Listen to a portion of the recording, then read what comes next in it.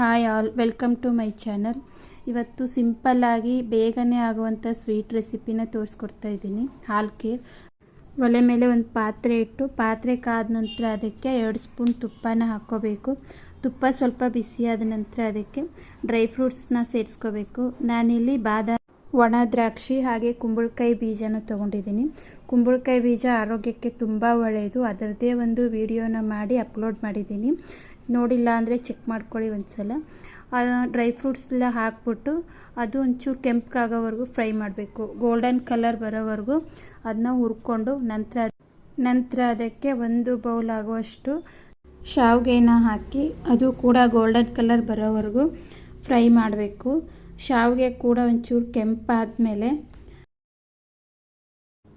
ನಂತರ ಅದಕ್ಕೆ 1 ಲೋಟ ಆಗುವಷ್ಟು ಹಾಲನ್ನ